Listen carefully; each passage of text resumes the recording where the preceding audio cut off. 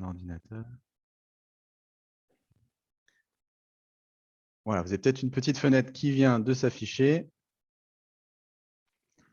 Voilà, donc bonsoir à nouveau, bonsoir à tous et à toutes. Je suis vraiment, vraiment ravi de vous accueillir et que vous soyez là pour échanger sur un sujet très important, le sujet des droits LGBT+, des discriminations, et puis avec un focus sur notre région, le Grand Est.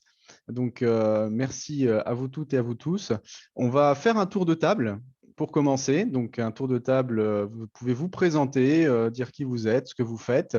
On va commencer. Alors, je vais suivre mon écran, d'accord? Comme ça, il n'y aura pas de discrimination quelconque sur le nom ou sur l'ordre alphabétique ou sur autre chose. Donc, je commence avec donc Laurent qui est tout en haut. Donc, est-ce que Laurent, tu peux nous dire quelques mots sur toi? Alors, Laurent Klein, je suis délégué départemental pour Territoire de Progrès pour la Moselle et membre du Conseil national de ce mouvement. Voilà, donc j'ai travaillé sur pas mal de sujets, dont les droits LGBT+, notamment à travers notre convention des progrès qui vient de s'achever le 27, donc on pourra en reparler sur toutes nos propositions et sur notre vision progressiste de l'évolution des droits, notamment sur la PMA, la GPA et sur tous les sujets inhérents. Voilà. D'accord, très bien. C'est super que Territoire de Progrès soit déjà en ordre de marche, entre guillemets, pour s'engager sur ces sujets, hein. Et c'est vrai que c'est quand même assez intéressant d'avoir d'autres forces politiques pour appuyer ce combat. Merci beaucoup, Laurent. Merci. En dessous arrive Lucie. Est-ce que tu peux nous parler de toi? Bonsoir, moi je suis Lucie Vittel, responsable communication des Jeunes avec Macron dans le Grand Est. Voilà, je suis JAM depuis, je dirais, 2 ans et en fonction depuis 1 an à peu près. Et voilà, je suis très contente d'être avec vous ce soir parce que c'est une cause qui me touche particulièrement. Donc voilà. Merci beaucoup, Lucie. Voilà, ça peut effectivement être une cause qui touche. Et puis, je pense qu'elle nous touche quand même tous et toutes, puisque on s'est motivé pour être là ce soir. En tout cas, ça fait vraiment plaisir d'avoir des JAM avec nous ce soir. J'arrive sur Mathieu Gatipon. Est-ce que tu peux te présenter, s'il te plaît? Bonsoir, alors, Mathieu Gatipon, je suis président de l'association Couleur Gay. Couleur Gay, c'est le centre LGBTQI+, de Lorraine Nord. Et je suis également porte-parole de l'Inter-LGBT, qui est l'inter-associatif qui regroupe à peu près une soixantaine d'associations et qui est notamment connu pour organiser la marche des fiertés à Paris.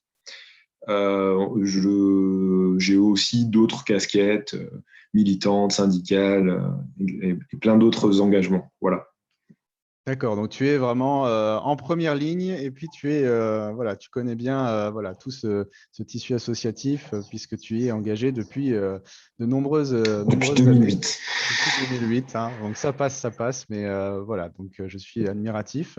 Merci à toi en tout cas d'avoir répondu positivement à ce rendez-vous. Merci pour l'invitation. Merci à toi. Je passe, alors tous ces chamboulés là. Tac, Lise, est-ce que tu peux te présenter, nous dire 2 mots? Oui, donc bonsoir à toutes et à tous. Moi, je m'appelle Lise Simon, je suis la co-référente En Marche pour la Moselle avec Cyril depuis 2 mois. Voilà, c'est un sujet qui m'intéresse beaucoup. À titre professionnel, je travaille à la Banque Centrale Européenne à Francfort et je suis alliée du Rainbow Network là-bas. Voilà, donc ravie d'avoir l'occasion de parler de cette cause ce soir avec vous tous. Merci beaucoup, Lise. On passe à Audrey.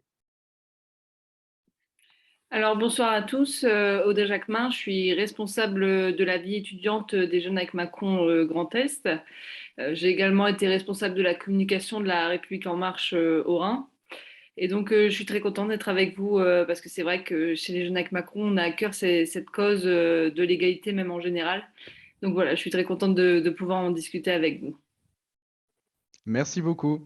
Alors c'est vrai que les jeunes avec Macron, hein, pour la petite histoire, sont très très très actifs sur ces terrains, ces enjeux sociétaux. Et donc franchement, j'admire un petit peu leur dynamisme à chaque fois.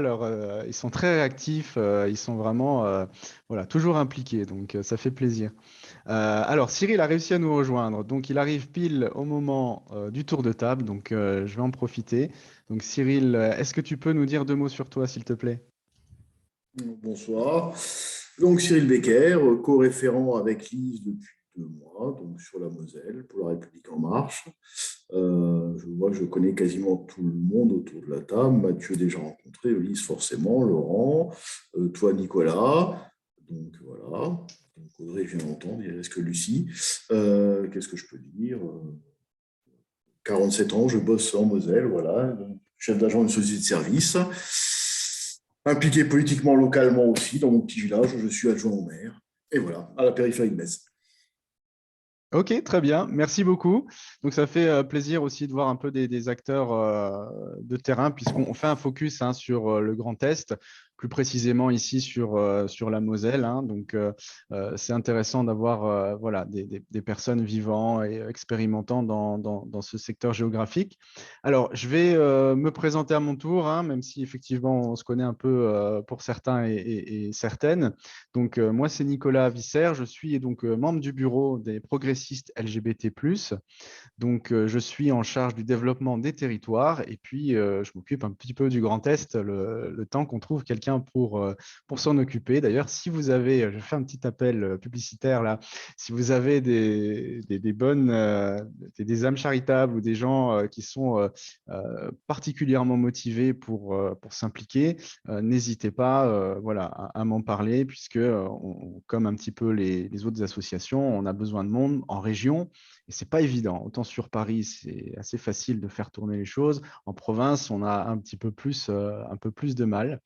Les progressistes LGBT, je vais le présenter vite fait cette association hein, pour ceux qui ne connaissent pas vraiment l'association. Elle a été créée en 2019, mais elle existe déjà, si vous voulez, plus ou moins depuis 2017, où il y avait un comité En Marche qui s'appelait En Marche LGBT+. Et donc, de ce comité est née ensuite l'association progressiste LGBT+, qui voilà, est devenue, si vous voulez, satellite de la majorité présidentielle et qui agit sur les discriminations, sur le sexisme, sur l'identité de genre, etc., l'orientation sexuelle. Donc, voilà, au niveau régional, au niveau national et au niveau européen.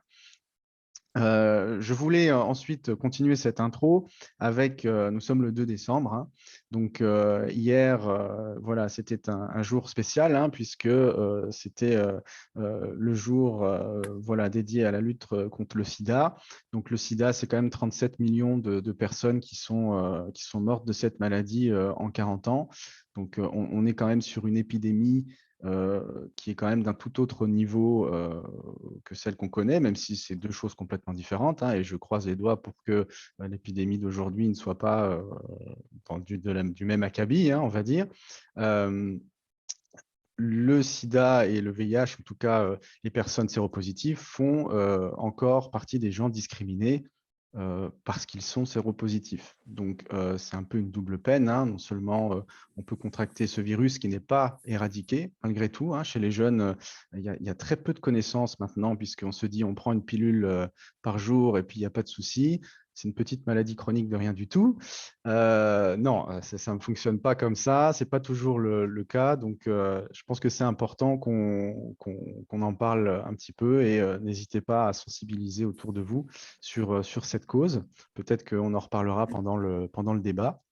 Je voulais aussi parler du don du sang. On a une petite bonne nouvelle là, qui se profile sur la discrimination des homosexuels, des hommes homosexuels sur le don du sang. Je ne sais pas si vous étiez au courant, mais un homme homosexuel ne pouvait pas donner son sang s'il n'avait pas fait une période d'abstinence de 4 mois. Hein. Donc, c'était plus avant, hein. C'était plus de 4 mois, ça a été rabaissé à 4 mois. C'est comment dire, une aberration qui normalement, l'année prochaine, en début d'année prochaine, devrait disparaître. Voilà, on n'est plus à l'époque, il y avait eu à l'époque effectivement les affaires du sang contaminé, etc., hein, l'épidémie de VIH dont on vient de parler, qui aujourd'hui n'est plus du tout du même ressort, sachant que je déteste, par exemple, les prises de sang, je ne supporte pas ça, mais je serais ravi de donner mon sang quand je pourrais le faire sans dire à mon conjoint, écoute, voilà, hein, désolé, pendant 4 mois, voilà, je pense que c'est surtout psychologique et moral de me dire, voilà, si j'ai envie de le faire, je peux le faire quand je veux. Je n'ai pas de discrimination particulière sur je dois faire plus qu'une personne hétéro en couple. Pourquoi voilà. Après, les mœurs ne dépendent pas forcément de l'orientation sexuelle, puisque certains hétérosexuels peuvent aussi très bien vagabonder voilà, hein, de femme en femme. Voilà. Donc, ça me tenait à cœur de parler de ça, et j'espère que, de tout mon cœur, que l'année prochaine, on se retrouvera avec des conditions de don du sang égales pour tous et toutes, surtout que les réserves de sang ne sont pas formidablement remplies. Donc, voilà. On va commencer le premier thème de cette soirée. J'arrête de parler, je vous promets. On va faire un tour de table. Donc, le tour de table, je voulais solliciter les référents, hein, les référents République En Marche, les référents Territoire de Progrès, et puis les JAM aussi. Si Mathieu, tu souhaites aussi participer à ce point-là, tu peux également, il n'y a pas de problème. Puisqu'on avait une question qu'on va faire tourner à tout le monde, qui est: quelle mesure du quinquennat vous a le plus marqué? Donc, n'importe quelle mesure. Je vais partager à l'écran, je vais en profiter pour partager le tract Hop 50+. Pour ceux qui sont en panne d'inspiration, vous aurez le tract 50+, hop, qui doit être ici. Donc, normalement, vous l'avez sous les yeux. Voilà, tac.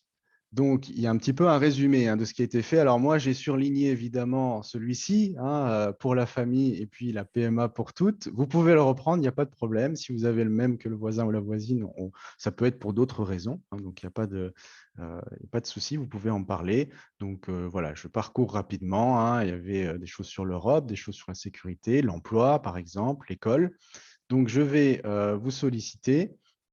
On commence par Lise. Alors Lise, qu'est-ce qui t'a le plus marqué lors de ce quinquennat, qui n'est pas encore terminé, Oui, alors moi je pensais qu'on parlait justement du bilan LGBT+, du quinquennat principalement, donc dans les mesures, Ouais. dans ce cadre, effectivement, j'aurais cité aussi la PMA pour toutes, parce que je pense que c'est une grande avancée, qui a sûrement été faite trop tard, qui a sûrement pris trop de temps, et où maintenant la mise en place est sûrement à améliorer, mais voilà, c'est quand même quelque chose, d'un point de vue sociétal, qui est important à mon avis. Et au-delà de ça, moi, j'aurais eu tendance à parler du dédoublement des classes de primaire, donc de CP et de CE1, parce que je crois que l'éducation est quand même à la base de beaucoup d'enjeux de société, beaucoup d'enjeux de lutte contre les inégalités, vraiment au cœur de la République, et qu'en dédoublant les classes, dans les petites classes de primaire, eh ben, on a un vrai impact là-dessus, et on touche vraiment on touche la substance, quoi, le cœur de ce qui fait une société sur le long terme. Donc voilà, j'aurais eu tendance à citer cette mesure-là.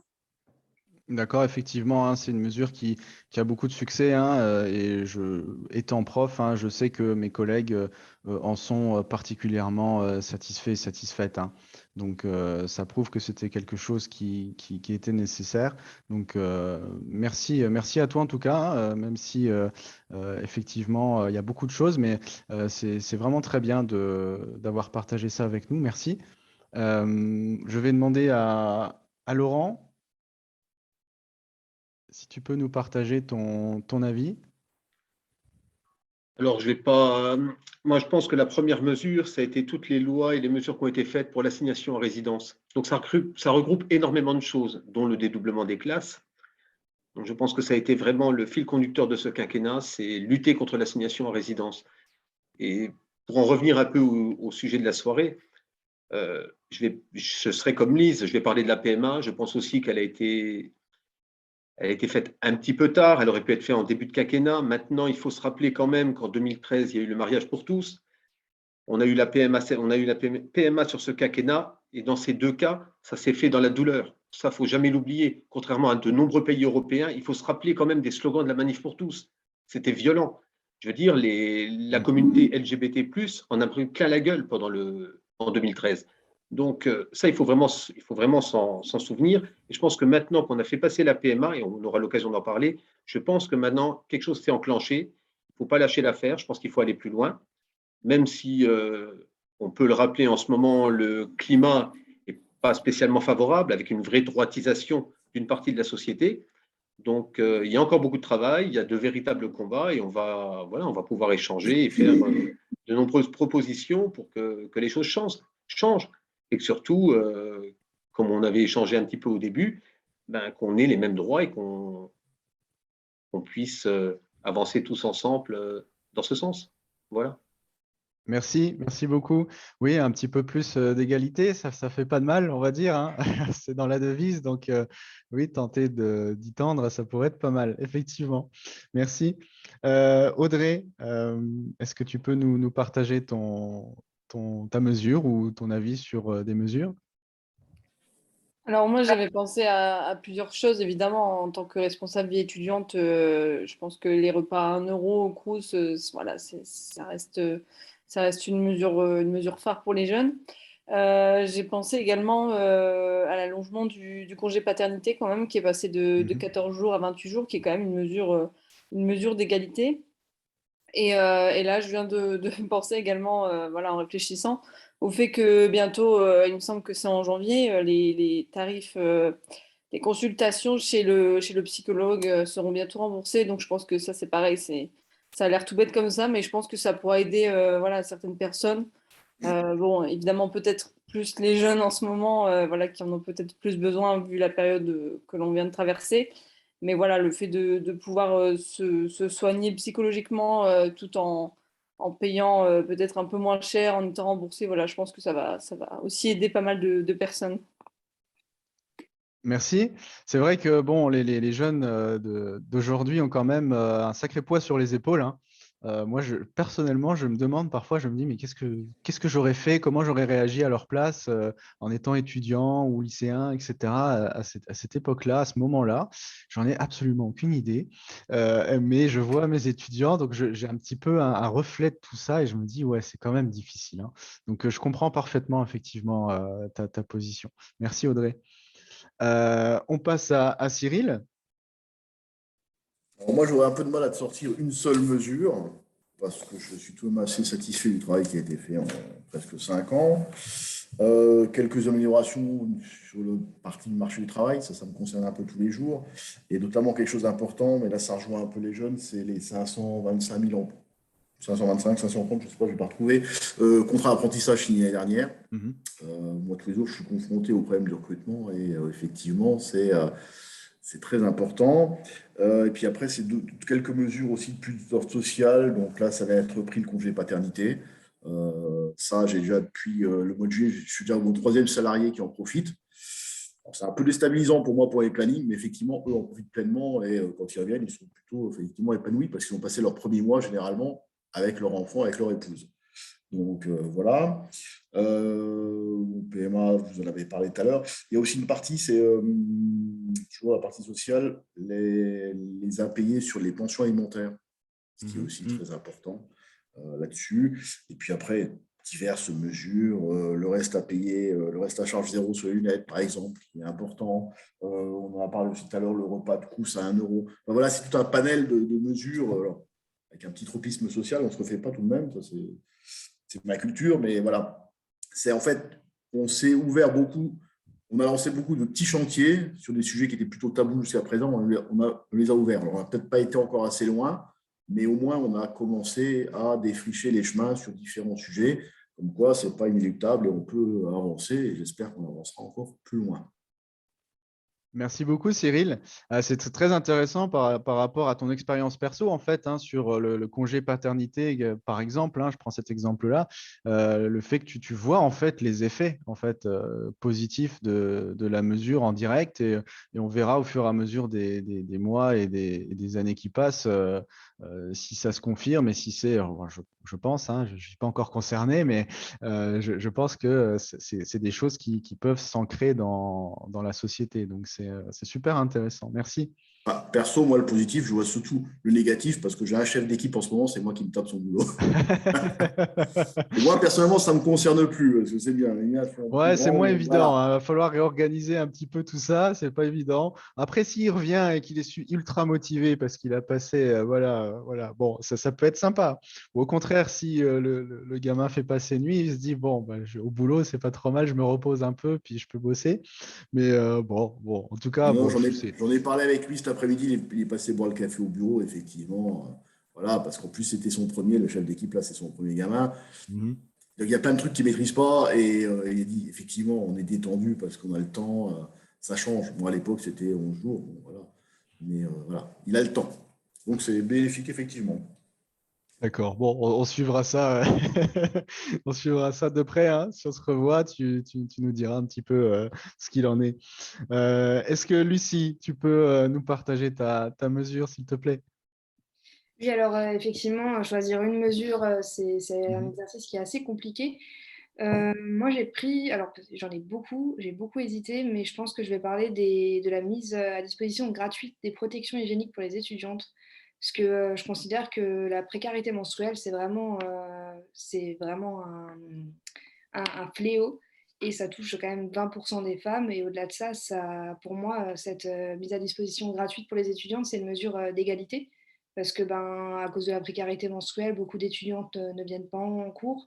Donc, ça crée effectivement des retards. Parce qu'il faut savoir que ça peut durer jusqu'à une semaine des fois. Donc, une semaine de retard en études supérieures, c'est compliqué à rattraper.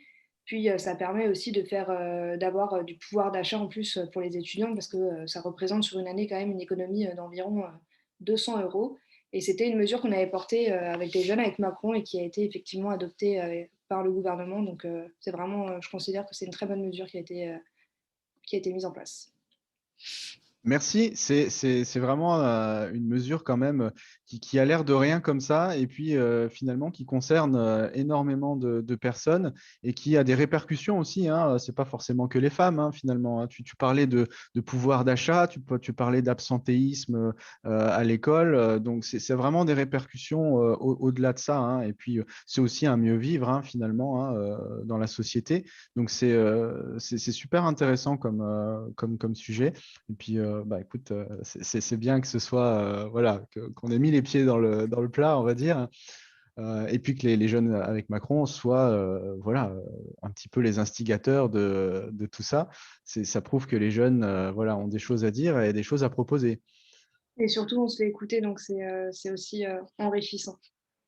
Merci beaucoup, Lucie. Ouais.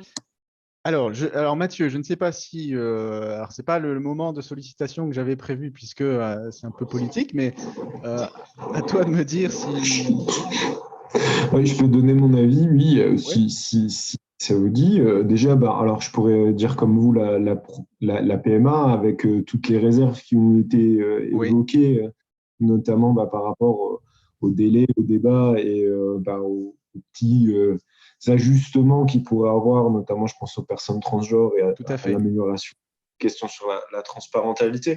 Mais moi, ce qui m'a le plus marqué, en tout cas au niveau des questions LGBT, c'est pas tant une mesure en tant que telle, mais c'est le plan Moreno, le plan qui a été mis en place par Elisabeth Moreno justement pour essayer d'améliorer tout un tas de choses liées à la vie quotidienne des personnes LGBT, des associations. Pourquoi? Bah parce que déjà le plan est bien fait sur beaucoup de sujets. Il rejoint en fait les attentes des associations.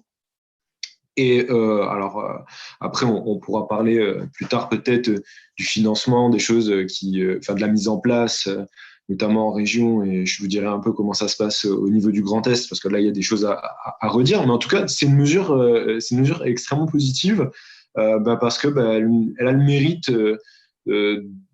d'avoir fait quelque chose qui n'avait jamais été fait, c'est-à-dire de mettre quand même quelque chose d'opérationnel où tout le monde peut aller vérifier si telle ou telle mesure a été mise en place. Donc ça, pour moi, c'est extrêmement positif. Après, sur un plan peut-être plus politique, c'est pas tant une mesure qui m'a marqué, mais c'est en fait l'attitude de gestion. Alors là, c'est plus personnel, hein, ça dépasse mon rôle de président de Couleur Gay ou de porte-parole de l'inter-LGBT. Donc ce que je dis n'engage que moi, mais c'est plus l'attitude générale du gouvernement, du président de la République par rapport à la gestion de la crise sanitaire. Ça a été quelque chose sur lequel il y a eu beaucoup de critiques, il y a eu beaucoup de moi j'aurais fait comme ça ou j'aurais peut-être mieux fait, mais dans les faits, les choses ont plutôt été, je pense, bien gérées. C'est pas terminé, hein, bien entendu, mais en tout cas, par rapport au soutien à l'entreprise, au monde de la culture, aux restaurateurs, je pense qu'il y a quand même eu un accompagnement digne de ce nom. Quand on voit ce qui a été fait par d'autres pays, je pense que bon, pour le coup, c'est un truc qui a fonctionné. Voilà. D'accord, très bien. Bah, c'est très complet, hein, ce que tu as dit. On parlera du plan LGBT+. Hein. J'ai fait un petit partage d'écran vite fait pour vous rappeler le document. Et c'est vrai que cette crise est un peu tombée voilà, hein, sur nous tous par surprise. Et je pense que n'importe quel gouvernement a eu vraiment des sueurs froides à ce moment-là. Et il a fallu vraiment gérer tout ça de manière la plus pragmatique possible. Ce qui n'est pas forcément évident. Et comme tu l'as dit, les exemples autour de nous font que est-ce qu'il y avait une solution miracle? Non, il n'y en avait pas. Donc, il fallait gérer ça. Et puis, les Yaka Faucons, évidemment, se réveillent dès qu'il y a des problèmes. Donc voilà, merci en tout cas hein, d'avoir tout de même partagé ce point avec nous. On va commencer du coup sur. Alors, on va refaire parler Mathieu, du coup, puisque tu es dans le suivant dans la sollicitation. On va faire un point sur les discriminations. Et puis, je tenais effectivement à ce qu'il y ait un point sur le Grand Est, sur la Moselle ou la Lorraine, hein, anciennement aussi. La première question, c'était simplement de nous parler des discriminations locales hein, à l'échelle de la ville, à l'échelle du département. Quelles sont à peu près les disparités, les fréquences, les lieux, pour qu'on se rende compte de l'ampleur des choses, parce qu'on entend parler à la télé, à la radio, sur YouTube, etc. Mais finalement, dans le Grand Est, quelles sont un petit peu ces fréquences et nous parler un petit peu des actions de Couleur Gay localement. Et ensuite, je solliciterai les référents et les JAM hein, et je vous poserai aussi des petites questions sur ce sujet. Je te laisse la parole, Mathieu. Alors, pour vous dresser un petit peu un panorama de la façon dont se manifestent les haines anti-LGBT dans le Grand Est et plus particulièrement là où agit Couleur Gay en Lorraine, il faut bien essayer de sortir des représentations médiatiques ou des préjugés qu'on peut avoir sur les haines anti-LGBT. Parce que quand les gens pensent généralement aux haines anti-LGBT, en premier lieu, il se représente une agression homophobe très violente, quelqu'un qui va se faire tabasser ou quelqu'un qui va se faire alpaguer dans la rue ou dans un transport en commun. Ça, heureusement, en fait, c'est une minorité d'événements qui existent dans notre région, mais qui pour autant représentent 3, 4 gros cas d'agression à caractère homophobe, en tout cas qui nous sont signalés, hein, parce que nous, on prend en compte les signalements qui nous sont faits, puisqu'on est une association qui se porte partie civile, donc une association qui fait aussi de l'accompagnement, de l'aide, de l'écoute. Donc, nous, on a à peu près cette volumétrie-là de gens qui nous sollicitent sur ces cas-là. En fait, le gros des cas qui sont traités par les associations LGBT ici en Lorraine sont ce qu'on appelle en fait des haines anti-LGBT connexes. Alors, pour parler très clairement, c'est par exemple la personne qui, dans le cadre de son travail, va subir des insultes de ses collègues ou une forme d'intimidation qui n'est pas forcément liée à la base à son orientation sexuelle, mais qui va s'ajouter à un conflit préexistant dans le travail ou à une situation conflictuelle au travail. Ça peut être ça, par exemple. Ça peut être aussi des problèmes de voisinage. Souvent, c'est des problèmes de voisinage qui nous sont remontés. Alors, des gens ont, par exemple, un problème de bruit, un problème de haies mal taillées ou de fêtes dans le jardin. Et parce que c'est un couple homosexuel, on va avoir des propos homophobes. C'est quelque chose de connexe qui vient se greffer. Ça, c'est très régulier. C'est souvent les manifestations de haine anti-LGBT les plus courantes, celles qui pourrissent le quotidien. Il y a des gens, des gens qui nous ont sollicités parce que ils ont été obligés de déménager tellement ça devenait invivable. Donc c'est pas des choses, c'est pas des coups, c'est pas des violences physiques, mais ça laisse des traces et c'est des choses qui psychologiquement impactent fort les gens. Donc ça, c'est un peu les manifestations de haine anti-LGBT qu'on peut rencontrer. C'est une des grosses parties. La deuxième grosse partie, on n'y pense pas forcément, c'est ce qu'on appelle des violences intrafamiliales qui se manifestent généralement au moment des coming out sur l'orientation sexuelle d'un des enfants, ou coming out trans, mal accepté, mal compris. Et là vont se succéder tout un tas de violences qui peuvent être physiques comme psychologiques. Et ça, c'est beaucoup de situations aussi qu'on a à traiter. Pourquoi ? Parce que quand vous faites votre coming out, vous êtes dans une situation où vous allez franchir un pas, vous avez beaucoup réfléchi à la question et vous prenez votre courage à deux mains, vous allez en parler à vos proches. Sauf que vos proches, eux, ils n'ont pas fait ce travail, ils sont confrontés à cette nouvelle et ils peuvent mal réagir. Donc, nous, on fait un travail de médiation, on contacte les parents, on rassure les jeunes.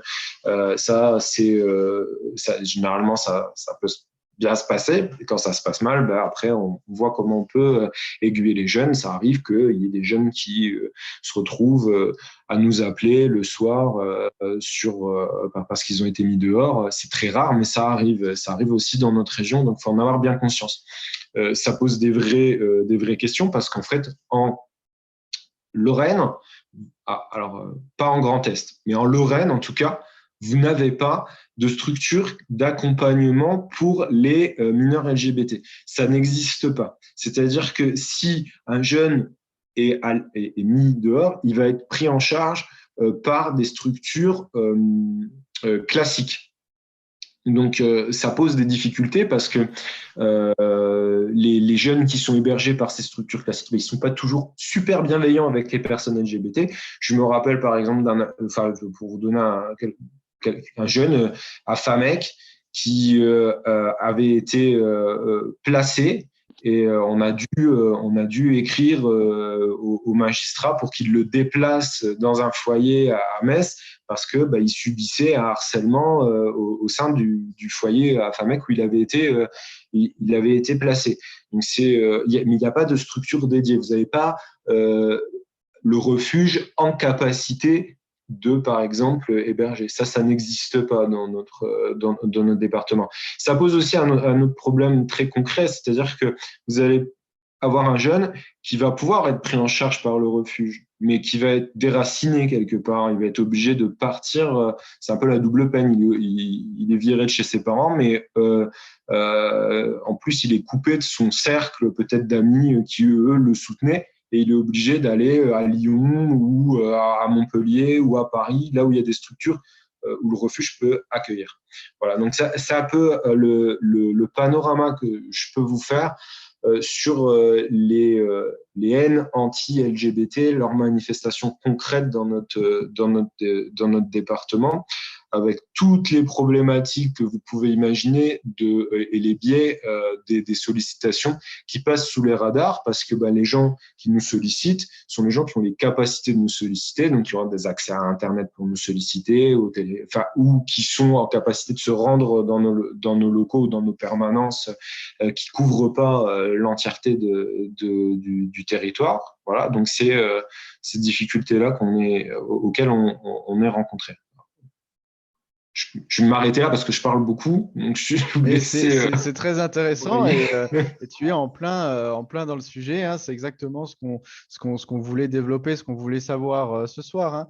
D'ailleurs, il y a des spectateurs, donc j'en profite. Hein, je ne sais pas quand est-ce qu'on a été rejoint.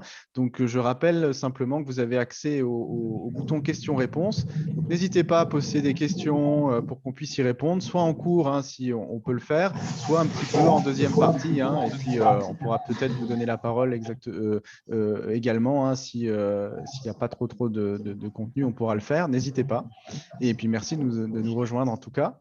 Je vais solliciter maintenant du coup les référents, les JAM qui sont avec nous.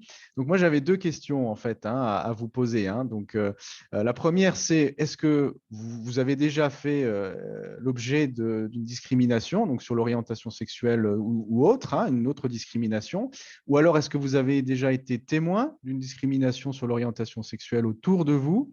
Et la deuxième question c'est est-ce que vous abordez ce sujet alors pour les référents avec vos animateurs locaux, est-ce que c'est des questions qui viennent sur la table ou est-ce que vous en avez déjà parlé? Et puis pour les JAM avec vos équipes, puisque je sais que vous avez pas mal d'organisations, de personnes compétentes chez les JAM. Est-ce que vous en parlez? Pareil pour Laurent. Est-ce que sur l'équipe qui se met en place, c'est des sujets qui viennent sur la table?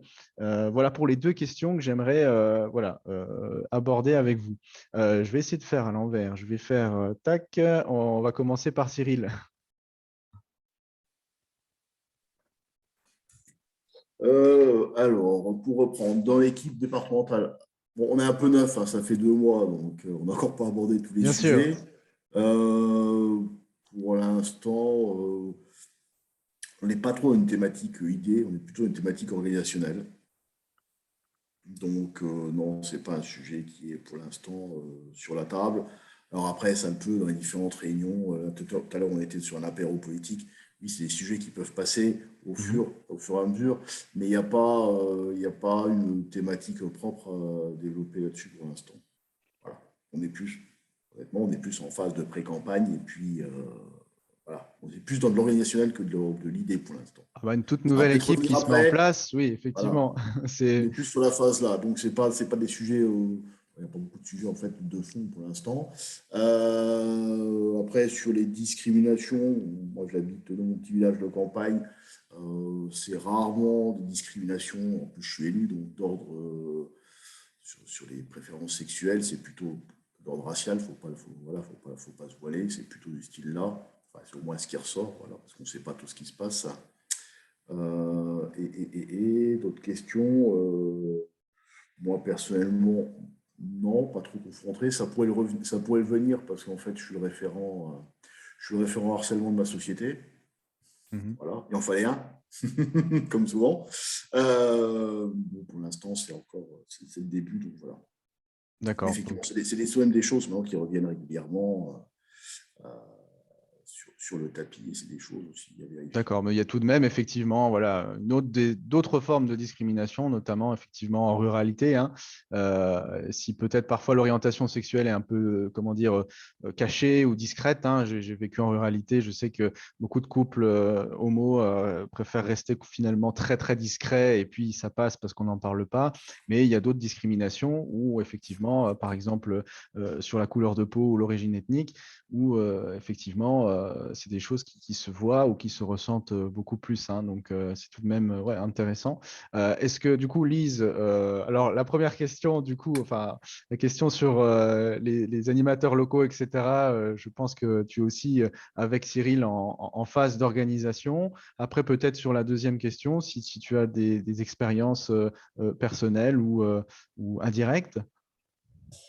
Oui, non, pour dire que dans l'équipe, je pense au sein d'En Marche, moi, j'en ai jamais entendu. J'imagine pas qu'il puisse y avoir des discriminations de tout ordre que ce soit. D'ailleurs, je veux dire, on a une charte de valeurs très claire sur ce point-là. Donc, c'est un point de vigilance. Nous, si avec Cyril, on observait quelque chose sur une boucle ou dans une équipe ou dans un tractage, évidemment qu'on réagirait tout de suite.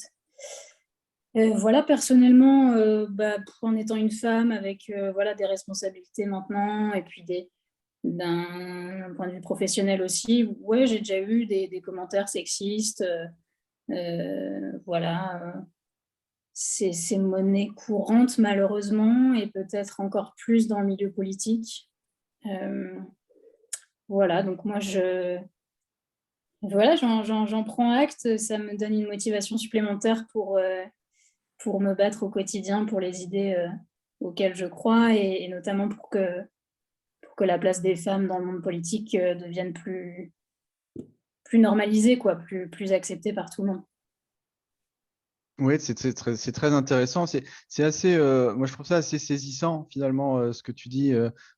T'exprimes ça de manière spontanée en disant c'est monnaie courante, quoi. Moi, c'est un terme qui me saisit et qui me fait dire qu'il y a un sacré boulot à faire sur ce genre de choses. Et puis, il y a des milieux, effectivement, où bon, les langues se délient. Et puis, il y a des mouvements de fond, comme MeToo, qui se créent, qui permettent au moins enfin d'en parler. Et puis, heureusement, de juger des choses qui doivent être jugées et en espérant que ça continue pour qu'on puisse éliminer ce genre de pratiques. Mais effectivement, hein, sur le terrain des discriminations, voilà, hein, on reste tous mobilisés parce que il y a de quoi faire malheureusement, en espérant qu'on ne serve plus à rien, comme disait Coluche, hein, et qu'on puisse voilà, avoir des vacances, mais bon.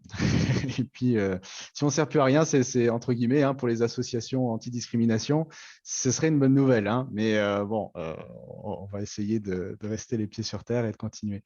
Merci en tout cas, Lise. Je vais demander à Audrey.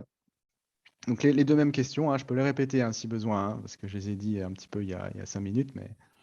Non, je les ai retenues. Alors, est-ce que j'ai été victime moi-même de discrimination? Non. Est-ce que j'en ai vu? Alors, pas de la discrimination, comment dire, vis-à-vis des LGBT, ça non, enfin, ou alors vraiment je m'en souviens plus.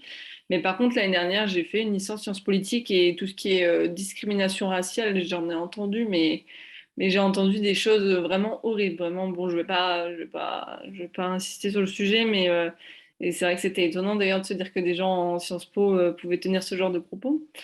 Mais bon, bref, passons. Mais alors, est-ce qu'on en parle avec notre équipe? De toute façon, avec Lucie, on a un peu on a un peu on a la même équipe, quoi. Nous, on n'est pas directement en contact avec les adhérents, mais c'est vrai que là, on a bientôt plusieurs agoras qui arrivent, notamment en Alsace, où on va pouvoir discuter justement de sujets comme l'égalité. Il me semble qu'en Alsace, bientôt, c'est sur l'égalité homme-femme. Donc voilà, on a vraiment ce genre d'objectif d'en parler, de débattre, même si parfois ça ne plaît pas. Voilà, on essaye un peu de remettre certaines personnes dans le droit chemin et on a au moins cet objectif-là chez les JAM. Et voilà, après, évidemment, là, par exemple, on a eu un interjam il n'y a pas longtemps où on a pu discuter entre nous et je sais que voilà, le sujet de la fin des thérapies de conversion, il est revenu beaucoup sur la table. Voilà, je pense qu'on était tous évidemment très favorables à cette fin et vraiment très contents voilà, que ça s'arrête. Oui, effectivement, il y a certains milieux, ça peut être surprenant. Hein, tu parlais de Sciences Po, etc. Mais oui, comme quoi, hein, ça épargne aucun milieu finalement. Hein. On ne parle plus de classe sociale aujourd'hui, mais c'est un peu ça hein, finalement. Hein. Peu importe le lieu, peu importe la CSP, peu importe tout ça, malheureusement, ça gangrène tous les milieux. Hein. Effectivement. Et ben, du coup, je vais donner la parole à ta collègue. À Lucie. Alors, bon, pour la première question, moi, j'ai déjà été témoin, victime de discrimination. Bon, ça fait bientôt 3 ans que je suis en couple avec une femme. Donc, c'est vrai que dans la rue, on a déjà eu quelques petits regards, des réflexions des fois, mais c'est vrai que, bon, à titre personnel, moi, ça me passe un peu au-dessus, vu que ça n'a jamais été très, très violent.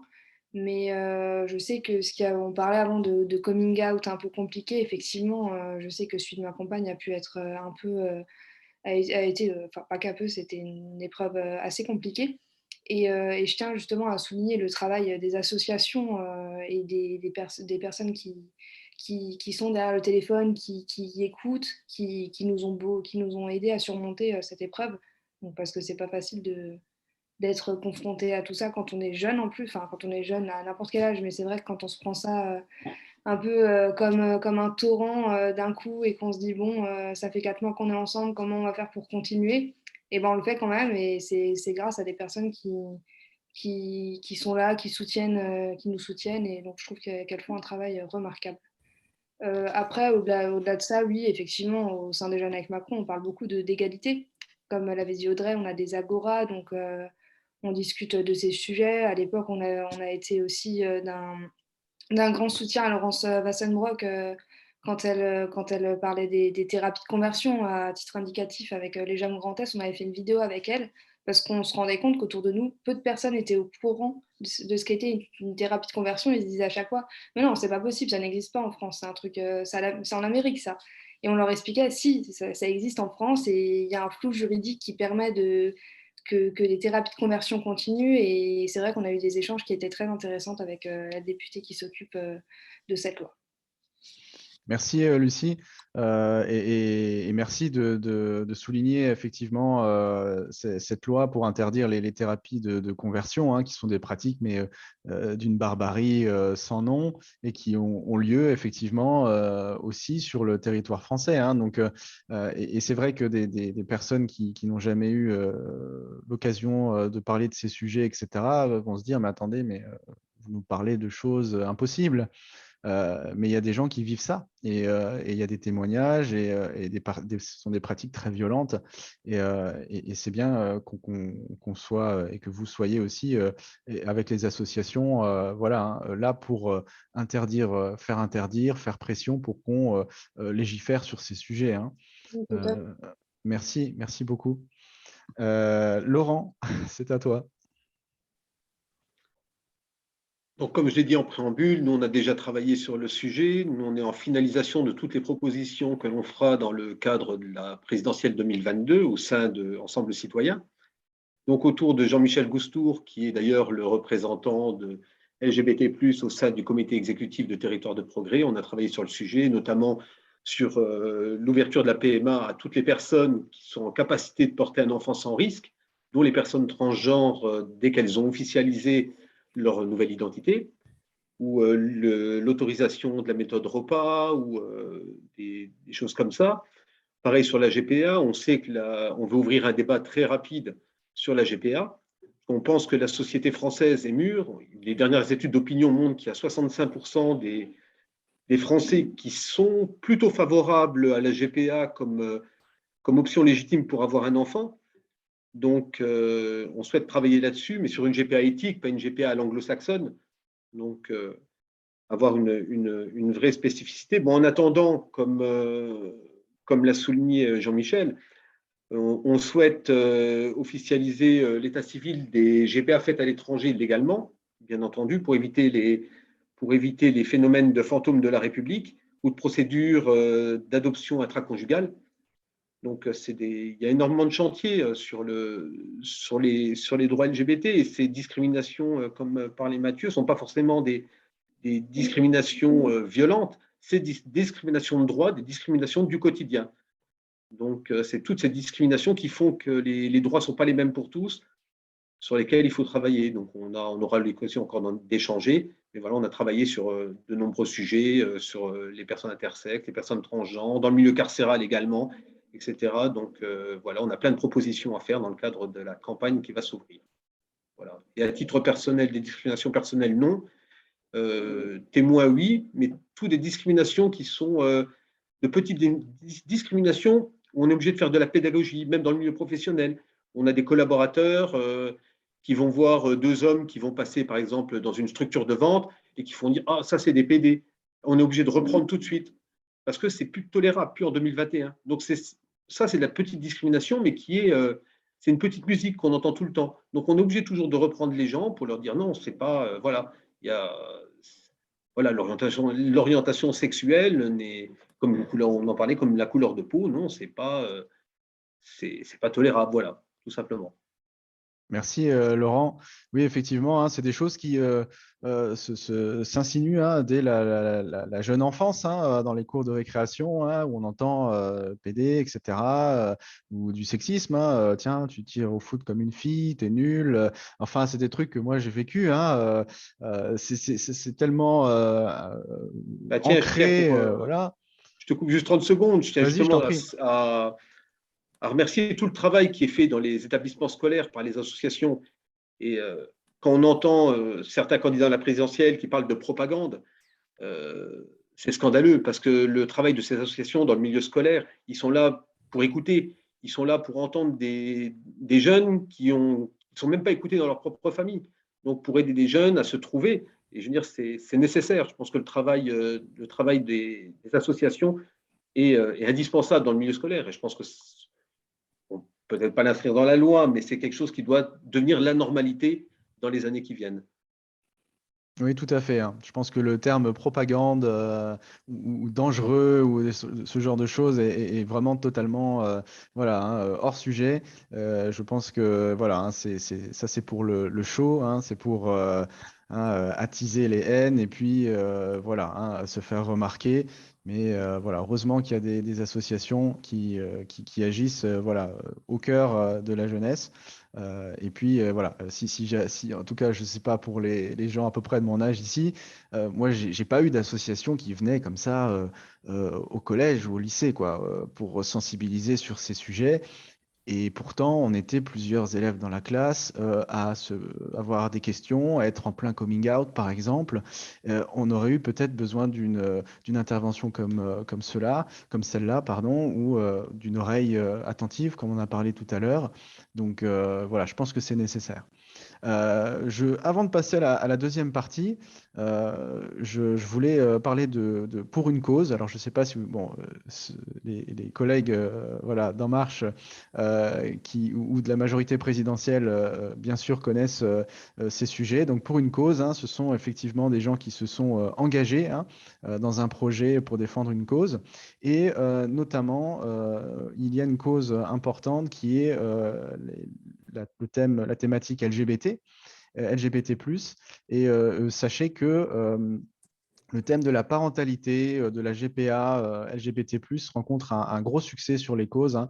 Donc, j'ai participé voilà, au travail de la cause GPA, par exemple. Il y avait aussi une cause coparentalité, une cause famille. Voilà, sachez que le 6 décembre, je fais un peu la pub pour cette cause, comme ça, voilà, ils auront peut-être un peu plus de soutien. Le 6 décembre, il y a le rendez-vous de la cause LGBT, famille LGBT+. Donc, il y aura une petite thématique PMA, GPA. Hein. Donc, c'est le 6 décembre, lundi, à 19h30. Donc, n'hésitez pas, hein, si vous êtes quelqu'un qui a besoin de poser des questions, si vous voulez aussi porter votre soutien ou simplement glaner des informations sur ces sujets aussi, ça peut être intéressant, hein, tout le monde est le bienvenu. Voilà, je pense que voilà, on va communiquer dessus, les JAM sont largement au courant de tout ça. Donc voilà, c'était le petit aparté pour la visio, la visio de lundi, mais qui reste sur le thème. Le sujet suivant, c'est le plan LGBT+. Tu en as parlé tout à l'heure, Mathieu. Donc, je voulais simplement montrer un petit peu les axes principaux de ce plan. Alors, tu l'as bien souligné, Elisabeth Moreno était venue donc, en Moselle pour le lancement de ce plan, notamment à Metz et puis à Longwy. Donc, ça a été quand même un coup de projecteur hein, sur la région, hein. C'est quand même assez, comment dire, significatif de venir en province, de venir dans une région comme le Grand Est et dans un département en Moselle et à Longwy. Voilà, c'est quand même vraiment, c'est quelque chose qui, je pense, a marqué le coup, hein, pour ce lancement du plan LGBT. Alors, je ne sais pas si vous avez déjà consulté ce plan LGBT. Je vais simplement voir avec vous quelques pages, hein, simplement. On va pas. Alors, vous voyez que le plan LGBT est très long, hein, donc tant mieux, hein, il est costaud. Mais voilà, simplement vous reparler des axes principaux de ce plan, hein. Donc, reconnaître les droits des personnes LGBT, c'était l'axe 1. L'axe 2, c'est permettre l'accès aux droits des personnes LGBT+. L'axe 3, lutter contre les discriminations, la violence et la haine anti-LGBT. Et puis, améliorer en 4 la vie quotidienne des personnes LGBT. Donc, des sujets de société, finalement, des sujets qui sont vraiment au cœur des débats aujourd'hui, hein. Et puis, voilà, il y avait des tableaux comme ça, actions, mesures à poursuivre, mesures à engager. Donc, c'était vraiment, c'est quelque chose de vraiment très bien organisé. Quels sont les acteurs, mesures engagées, la DILCRA, pardon, le ministère des Solidarités, tous les acteurs, hein, voilà. Et comme disait très justement Mathieu, c'est un petit peu on peut se servir de ça comme d'un baromètre finalement, à la fin, de voir un petit peu sur quel sujet on a été efficace ou moins efficace, hein. Donc, je vais redonner la parole justement à Mathieu, hein, puisque c'est le deuxième plan de sollicitation de Couleur Gay. Voilà, sur ce plan, selon une association locale, quelles sont selon toi les réussites, voilà, les choses positives, quelles sont les choses qui sont en bonne voie, et puis quelles sont selon toi les choses qui sont encore en attente, ce qu'il faudrait renforcer, être plus transparent sur certaines choses. Enfin, je souhaite quand même qu'on ait un retour, hein, nous qui formons partie de la majorité présidentielle, de ce plan qui était vraiment très complet, très, comme tu l'as mentionné, mais ça peut être intéressant d'avoir ton retour. Alors, parce que c'est un sujet qui est assez large, donc je vais essayer de vous expliquer concrètement ce plan. Comme je disais tout à l'heure, il comporte beaucoup d'attentes des associations. Donc ça, c'est quelque chose de positif en fait, hein. Il y a beaucoup de dispositifs notamment qui sont mis en avant par le plan, qui sont portés par des associations. Je pense par exemple à l'application qui a été mise en place par l'association des personnels du ministère de l'Intérieur, policiers LGBT, pompiers, FLAG, qui a mis en place une application pour signaler des agressions. Dans le plan, il y a une mesure qui vise à déployer ce dispositif pour fait qu'il soit promotionné sur l'ensemble du territoire. Il y a des mesures, il y avait la PMA, il y avait des mesures sur plein d'autres sujets qui remportent l'adhésion des associations. Les mesures ont été pour certaines déployées. Il y a eu des choses qui ont été déployées partiellement, comme tu l'as dit, Nicolas. Là où les difficultés se mettent en place, et ça, je pense que c'est quelque chose qui est important que vous sachiez en tant que personne engagée dans la majorité, c'est dans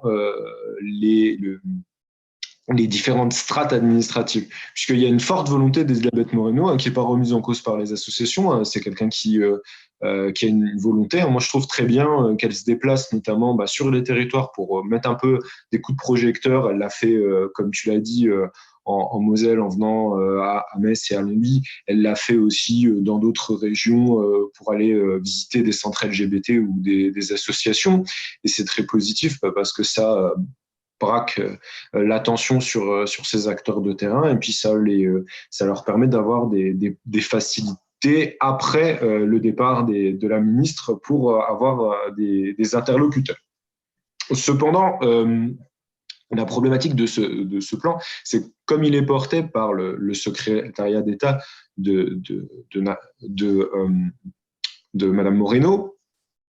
Madame Moreno n'ayant pas la possibilité de contraindre des ministres ou d'autres acteurs, elle se heurte, je pense, à des difficultés d'arbitrage que peuvent connaître tous les membres du gouvernement.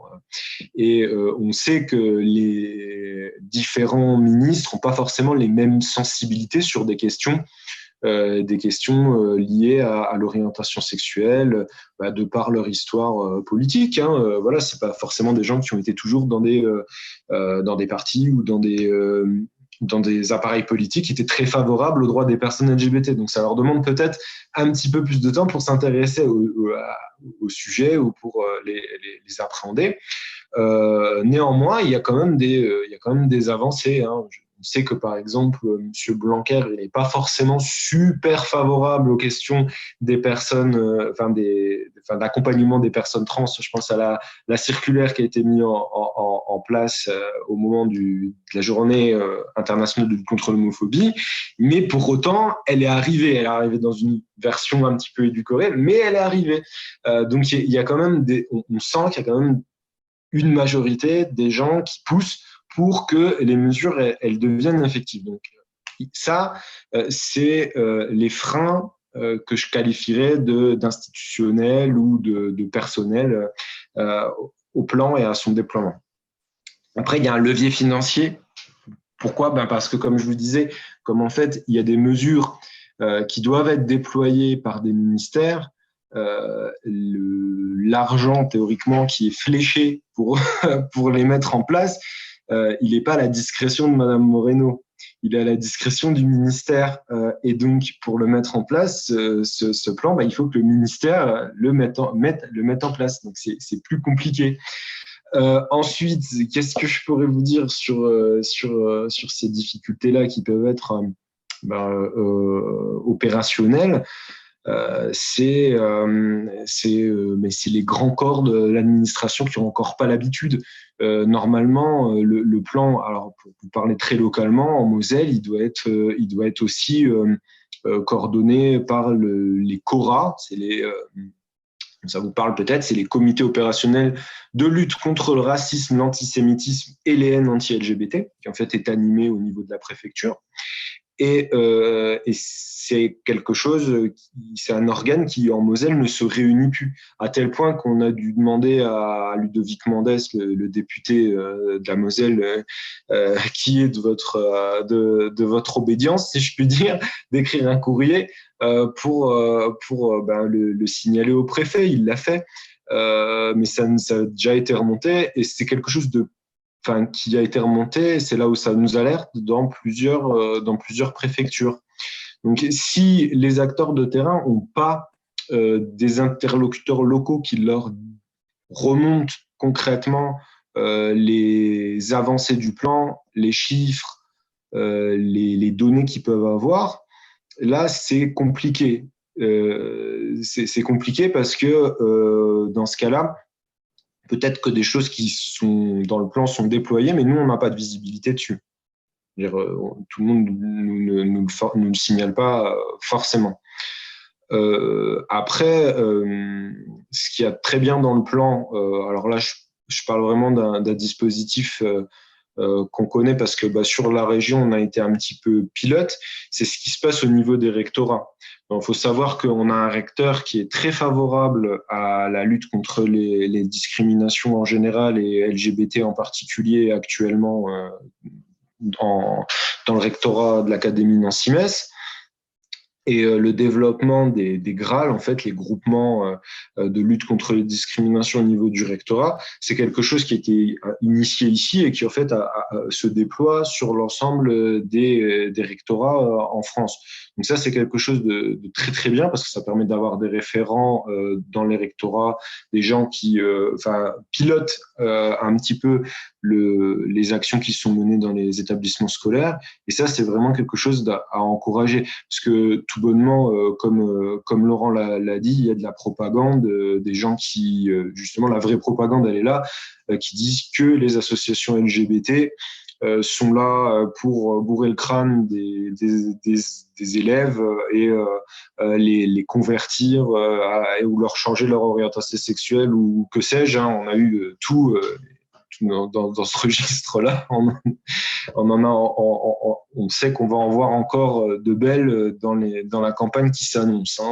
Puisque ce qu'on entend quand on entend des gens comme M. Zemmour qui tiennent des discours ouvertement homophobes pour rallier des gens, donc on sait que ça va être difficile. Mais pour en revenir à ce plan, il mériterait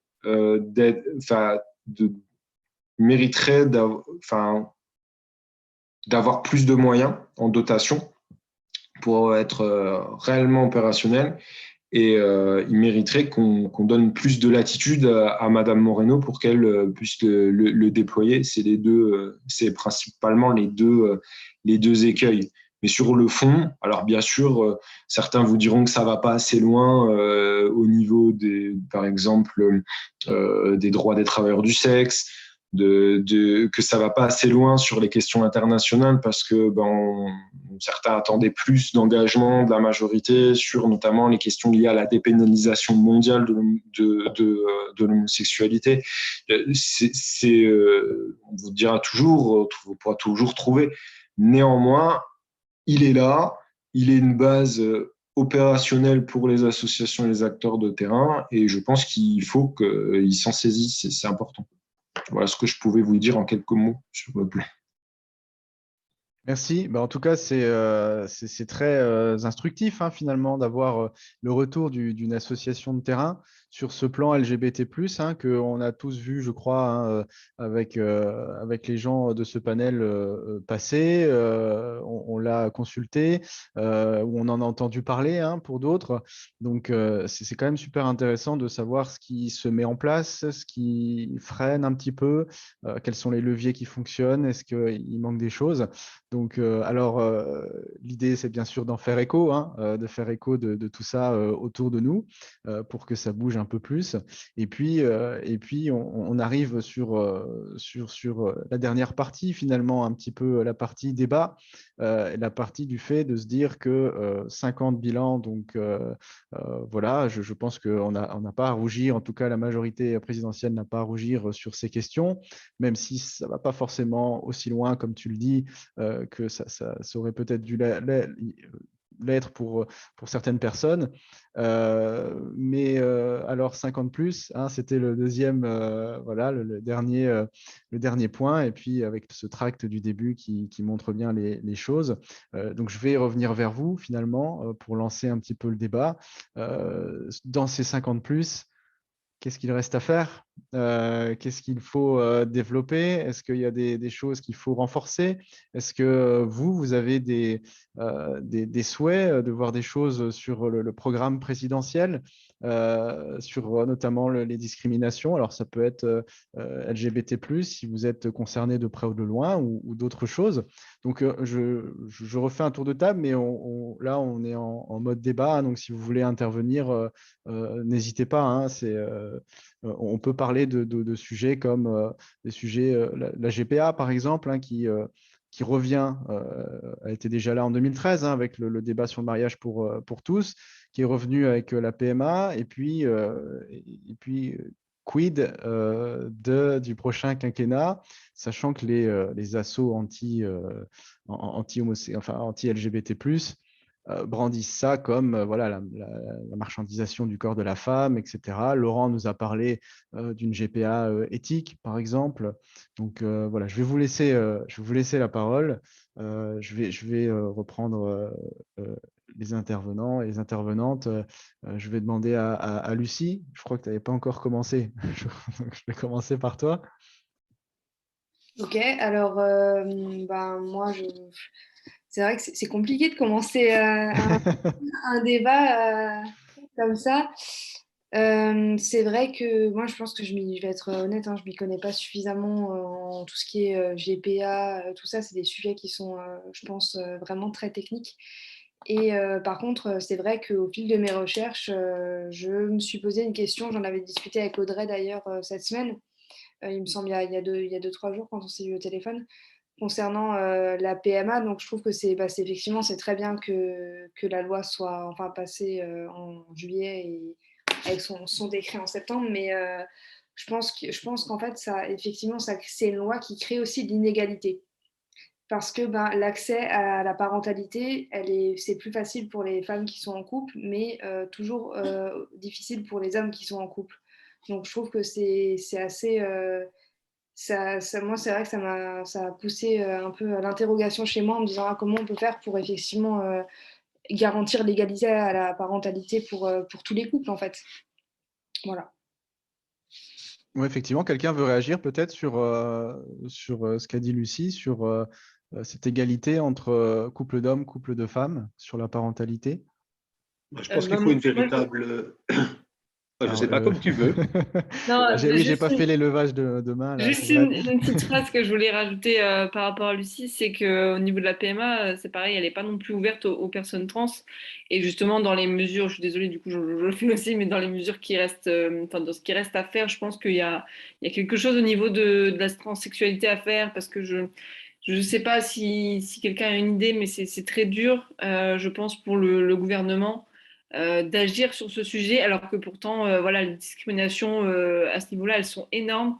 Les séquelles sur ces personnes, elles sont énormes. Voilà, je pense qu'il y a vraiment un manque d'ouverture d'esprit et de tolérance à ce sujet-là, encore aujourd'hui en France. Donc voilà, je ne sais pas ce qu'on pourrait faire pour que ça aille mieux, parce qu'évidemment, on ne peut pas changer la mentalité de quelqu'un. Enfin, si, on peut, mais voilà, c'est super compliqué. Mais voilà, je pense qu'au niveau même de la PMA, il y a quelque chose à faire, en tout cas à ce niveau-là, pour les personnes transsexuelles. Merci. Mathieu a trouvé le bouton, le bouton pour lever la main.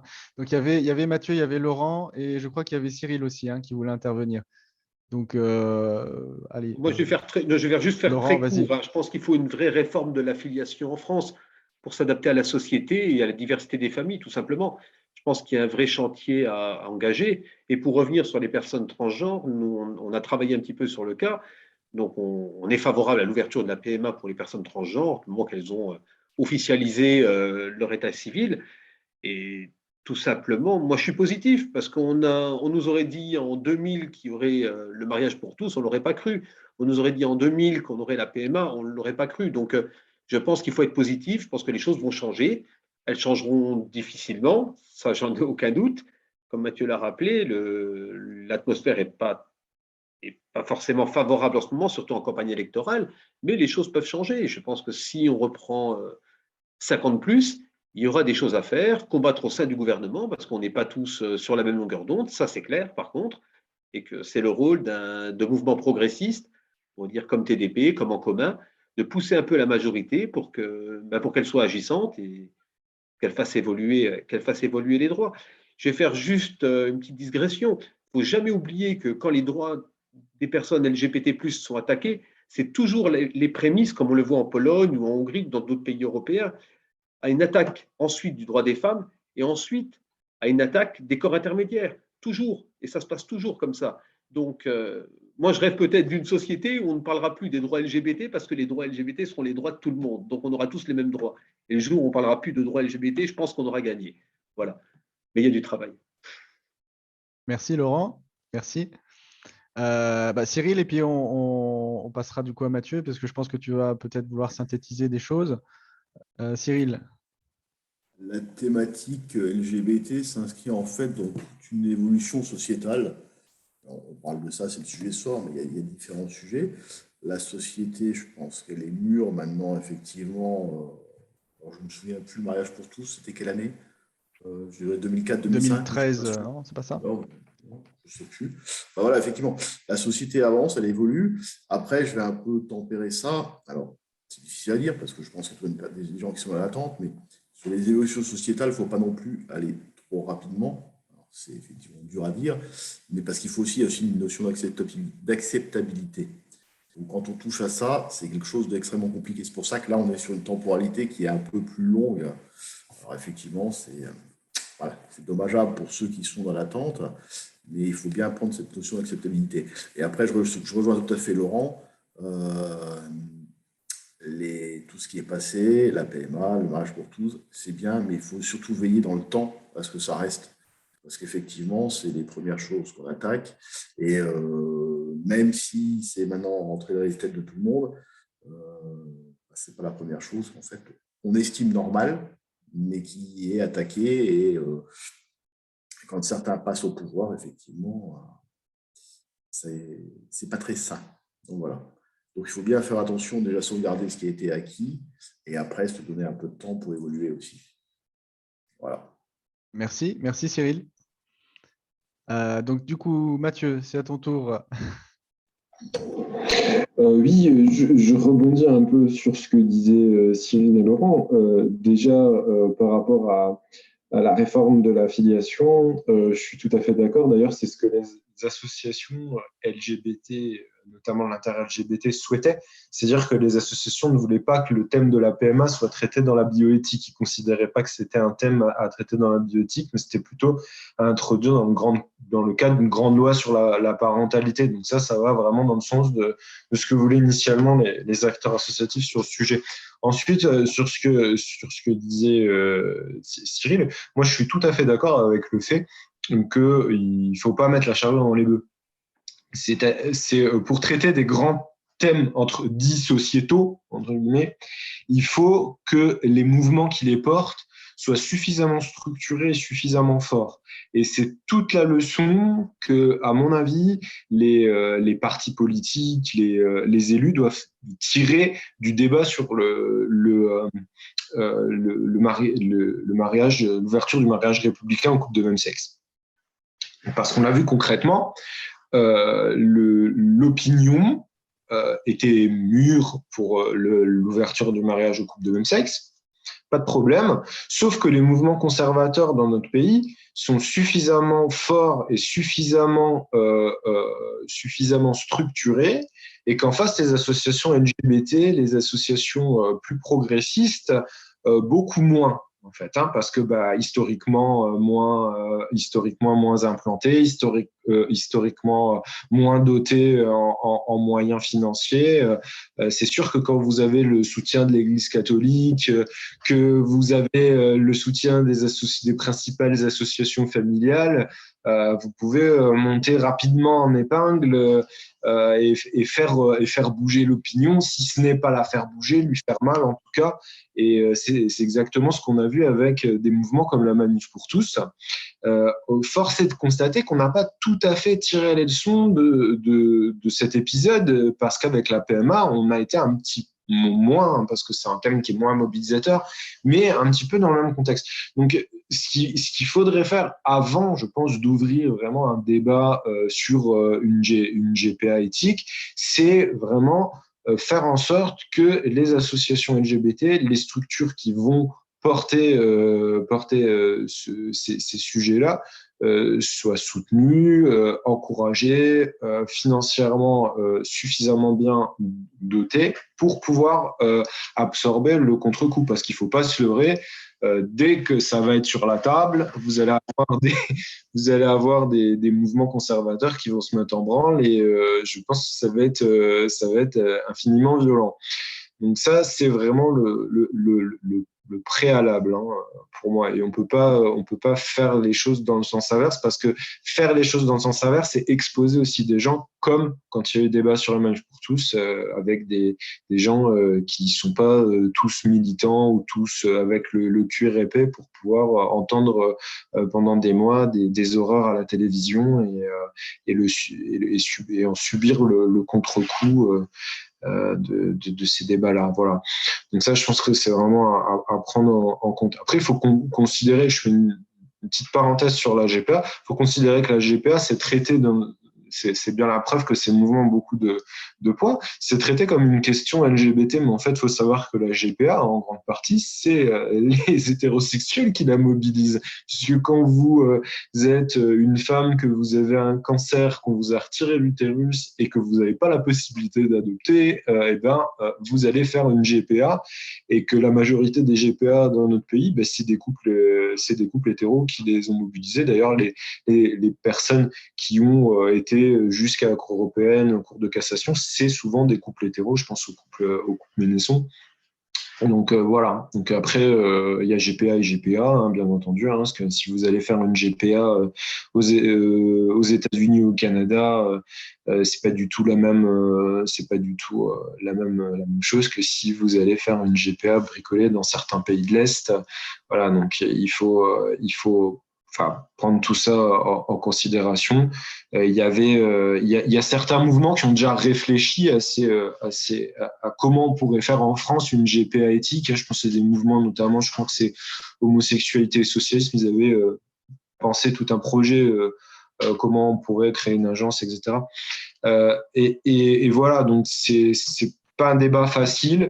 Il faut savoir que les principales associations LGBT dans notre pays, je pense à l'Inter-LGBT et à d'autres associations, n'ont pas de position officielle sur la GPA.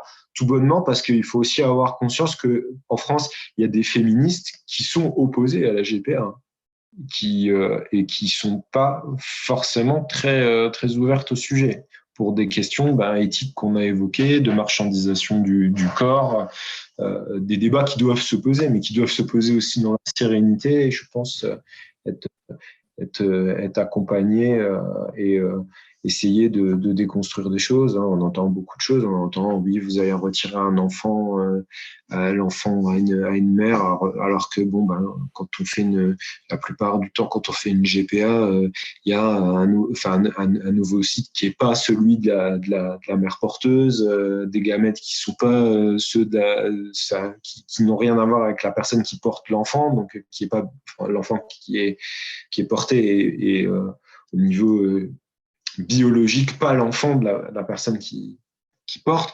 Enfin voilà, tout un tas de choses à faire savoir. C'est pas un débat évident. Voilà. Effectivement, donc c'est vrai que pour résumer un peu vos idées, il y avait effectivement cette idée de ne pas mettre la charrue avant les bœufs sur ce genre de sujet un peu complexe. Hein. Lucie parlait justement, il faut avoir des connaissances, il faut avoir des connaissances finalement techniques également, comment ça se passe, où est-ce qu'on peut le faire, les lois qui autorisent pas ce genre de choses. Mais voilà, si on parle de 50 plus, l'idée est de, effectivement, comme vous l'avez dit, mettre le sujet au débat. C'est-à-dire que c'est pas dire, voilà, la PMA, il faut la faire parce que c'est comme ça et pas autrement.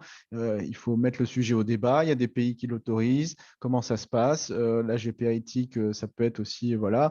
Sur la cause LGBT+, GPA, par exemple, on a parlé de GPA à la française.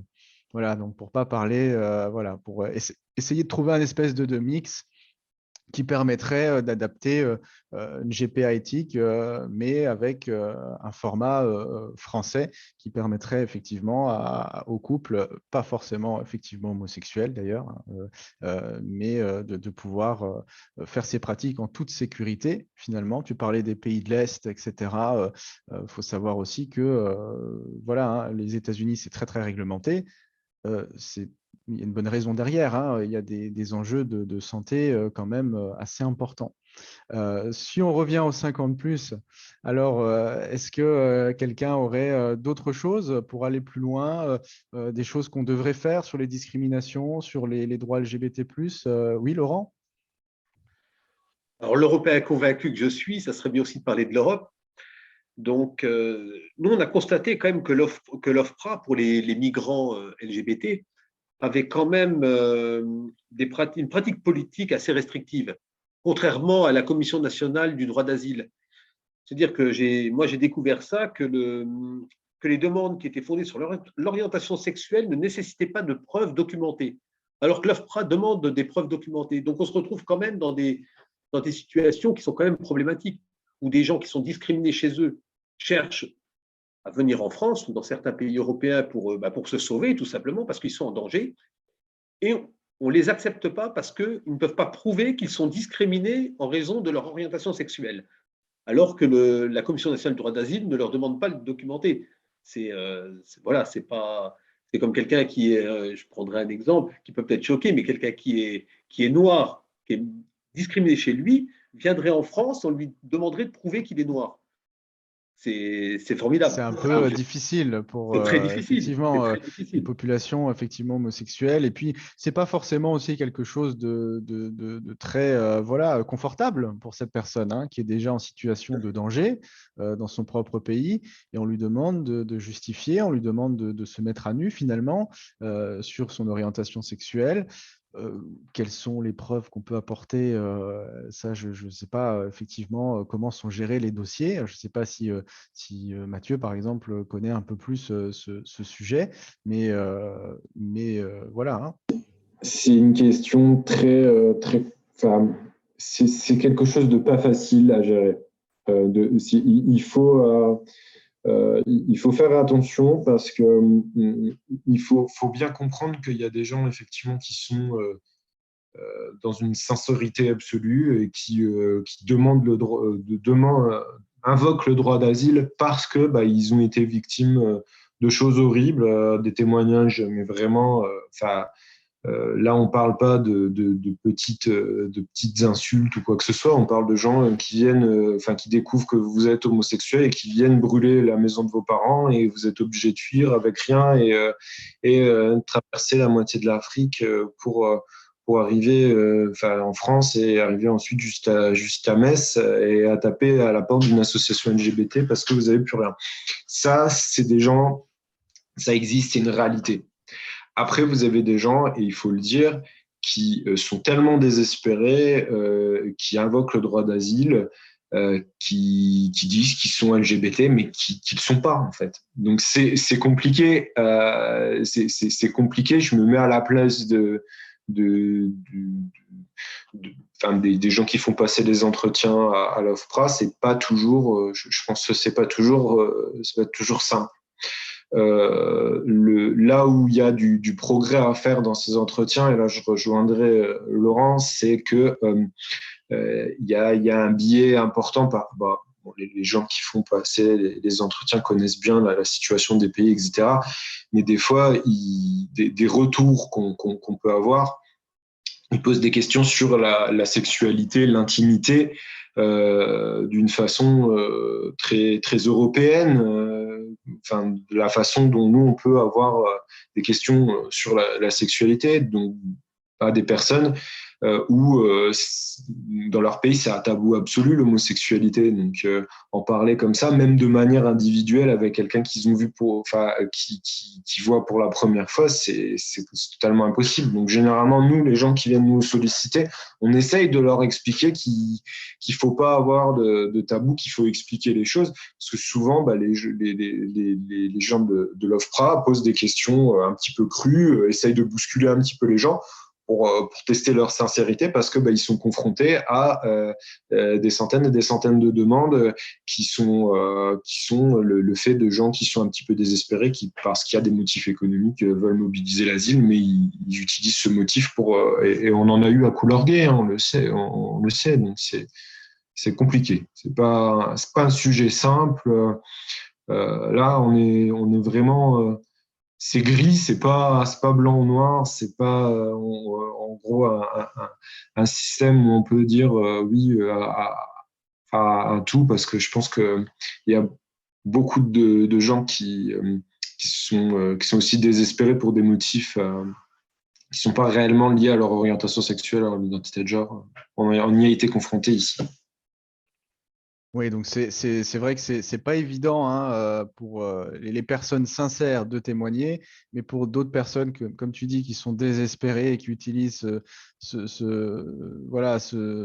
critère pour pouvoir entrer, voilà, c'est pas facile. C'est ça le problème, Nicolas, c'est que justement, ces gens, ils font perdre du crédit à des gens qui ont réellement besoin du droit d'asile. Et de l'invoquer sur ces questions-là. C'est là où ça nous pose vraiment une grosse difficulté. Oui, effectivement. Donc, ça va pas être ce soir qu'on va pouvoir trouver une solution, puisque je pense que c'est une situation qui perdure hein, finalement hein, depuis longtemps et qui n'a pas trouvé encore de de solutions viables. Mais voilà, mais c'est intéressant de mettre en valeur ce sujet finalement, hein, parce qu'on n'y pense pas forcément. Moi, personnellement, ce n'est pas quelque chose qui me saute aux yeux directement. Et puis quand on en parle, je me dis, mais oui, effectivement, c'est parfaitement logique. Et ça mérite effectivement de l'attention. Est-ce que d'autres personnes avaient voilà, des idées pour les 50 plus, peut-être des... Oui, c'est Lise, oui, qui lève la main. Non, moi je voulais dire peut-être deux petites choses. Bien sûr. D'abord, effectivement, je suis sûre que, enfin, je sais qu'on travaille dans le mouvement, notamment à Territoire de Progrès, mais plus largement sur ces questions. Je suis moins sûre qu'il y aura quelque chose de très novateur dans le programme, sans avoir aucune info, voilà, mais je suis pas sûre qu'il y aura un engagement sur la GPA ou quelque chose comme ça. Et malgré tout, je reste profondément convaincue que Macron sera le meilleur candidat pour défendre cette cause encore pendant 5 ans, et notamment pour l'emporter face au camp conservateur, qui, eux, voilà, sont fondamentalement conservateurs. Et la deuxième chose, c'est ce que tu disais, en fait, Mathieu, moi j'ai trouvé ça très intéressant sur vraiment la mise en place sur le terrain des actions, que là, on a un cadre qui a bien avancé, un cadre juridique, un engagement politique, et que maintenant, voilà, il faut plus de moyens sur le terrain, il faut plus d'accompagnement des associations. Donc ça, j'espère que ce sera une priorité dans les années à venir. Merci, Lise. Merci. Laurent, tu as relevé la main? Oui, je voulais juste revenir un petit peu sur un sujet européen que les gens ne connaissent pas spécialement. Mais on parle de sociétés un peu illibérales ou un petit peu autocratiques. On parlait de la Hongrie ou par exemple la Pologne. Mais dans un marché commun, les gens sont amenés à bouger pour leur emploi, par exemple. Et je vais prendre un exemple très clair. Par exemple, un cadre de chez Heineken, par exemple, qui a des usines un peu partout en Europe, on va dire qui est gay. Il souhaite, avec son compagnon, pouvoir accéder à une mutation, par exemple, dans un autre pays, on va dire la Pologne. Comment, actuellement, ce couple peut migrer de façon économique en Pologne pour avoir une promotion au sein de son entreprise, si dans le pays où il va être, par exemple, les droits ne sont pas respectés. Ça a été toute la démarche de Clément Beaune ces derniers temps, justement, pour faire respecter ses droits. Par exemple, moi, je ne savais pas que, par exemple, en Pologne, le compagnon de cette personne ne pourrait pas aller chercher leur enfant, par exemple, à l'hôpital. Il ne peut pas. Je veux dire, il peut faire ce qu'il veut, il ne peut pas récupérer son enfant à l'hôpital. Ça doit être la personne, en termes de la filiation, qui doit aller chercher son enfant à l'hôpital. Et il y a plein de choses comme ça qui font qu'on va avoir des couples qui sont, par exemple, néerlandais, français, etc., qui vont refuser des mutations dans certains pays parce que les droits fondamentaux qu'ils ont dans leur pays, ils ne l'ont pas dans le pays où ils peuvent migrer économiquement. Donc ça, c'est un vrai problème. Après, on a un bon exemple, on a Malte, qui est plutôt à la pointe en termes de droits.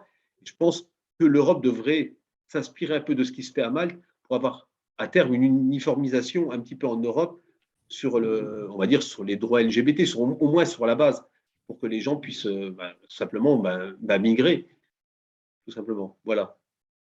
Merci, merci Laurent. Pour rebondir d'ailleurs sur la Pologne et sur notamment Clément Beaune qui a fait une déclaration aussi sur les fameuses zones sans LGBT ou anti-LGBT+. Donc c'était des communes polonaises qui se déclaraient zones anti-LGBT+, ou sans LGBT+.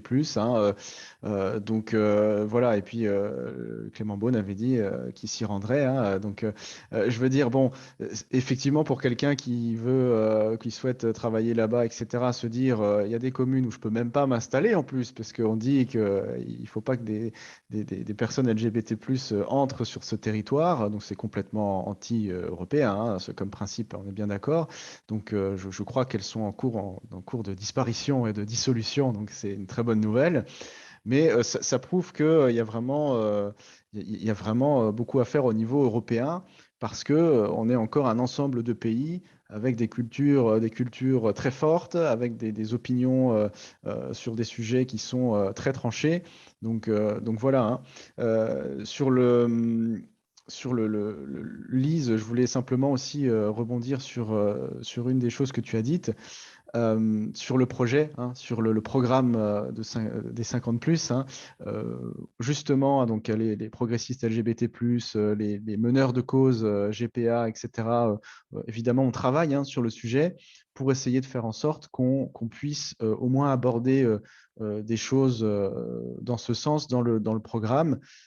La GPA, évidemment, moi, je ne suis pas non plus, je suis pas rêveur à ce point-là. Je sais qu'on ne va pas mettre dans le programme demain, on vous offre la GPA, etc. Ou, voilà. Ce qu'on aimerait, c'est qu'il y ait au moins une mise au débat. C'est-à-dire qu'on ouvre ce sujet au débat auprès des Français, auprès voilà, des politiques, pour qu'on puisse entamer un travail. Alors après, comment on mentionne ça dans un programme? Comme tu le dis, moi j'ai encore moins d'infos que vous, les référents, mais en tout cas, nous, de notre côté, au progressistes LGBT+, on essaye de pousser justement cette idée pour qu'on ne veut pas une demi-page, on veut simplement au moins une ligne pour qu'on puisse dire on réfléchit, on fait en sorte que les associations soient soutenues, qu'on renforce tout ça, et puis on essaye de mettre au débat cette GPA éthique ou réfléchir, voilà, infuser des idées sur ce sujet.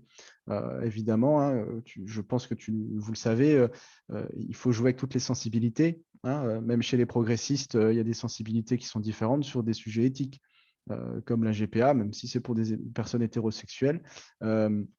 Donc voilà, donc je voulais simplement effectivement réagir sur ces deux points-là. Est-ce que quelqu'un d'autre voulait peut-être intervenir également? Oui, moi j'aimerais bien revenir sur ce que Laurent disait sur Oui. l'Europe. En fait, j'étais avec des collègues des JAM à l'European Youth Event. En fait, c'est un sommet européen de la jeunesse qui se tient à Strasbourg tous les 2 ans à peu près. Et donc, on peut rencontrer des personnes qui viennent de toute l'Europe, on peut échanger, discuter autour de nombreuses thématiques. Et c'est vrai que moi, je trouve qu'il y a vraiment un travail de fond à faire sur l'Europe, et avec notamment la cause LGBT, parce qu'il faut quand même remettre les choses dans leur contexte. L'Europe, c'est une union de valeurs.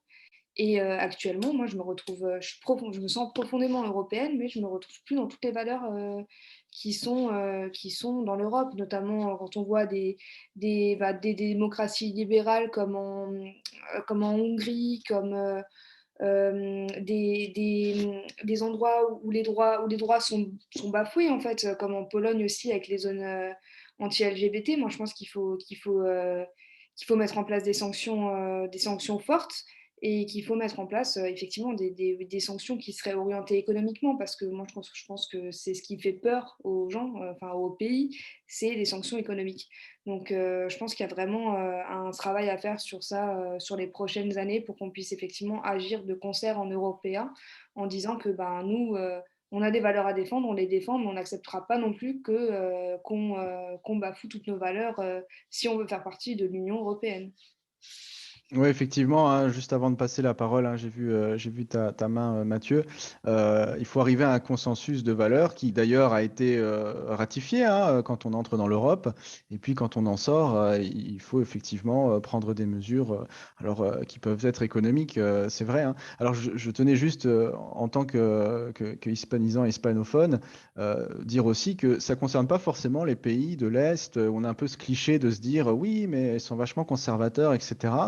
Il faut savoir qu'en Espagne, qui est pourtant très bien placée dans voilà, le mariage pour les personnes LGBT, etc., homosexuels, qui est très, comment dire, libérée sur certains sujets, peut être très conservatrice sur d'autres. Moi, je sais qu'en Espagne, la question de l'avortement revient à peu près tous les 5 ans, voire tous les 2-3 ans. Il y a une grosse manif, et l'opinion générale, l'opinion espagnole sur l'IVG est très, très partagée. On arrive à des 49-51%, enfin, on arrive à des proportions comme ça qui nous paraissent complètement aberrantes pour nous en France, par exemple.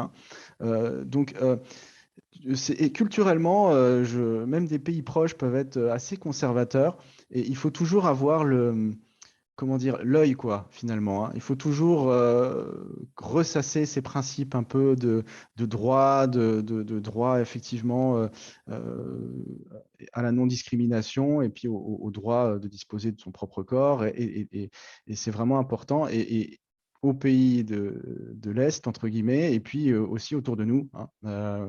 On voit que certains même pays quittent, voilà, ou nous quittent, ou partent plus loin pour faire leur vie. Et puis d'autres sont pas si loin de nous, mais il y a des sursauts parfois conservateurs. Mathieu, je te laisse la parole. Oui, c'était pour aller un petit peu dans le sens de Lucie. Il faut bien comprendre, et ça n'est pas suffisamment dit, que tout un tas de jurisprudence européenne, de la Cour européenne des droits de l'homme, protège concrètement les personnes LGBT. Et que, en ce sens, la jurisprudence européenne est plus protectrice que le droit français.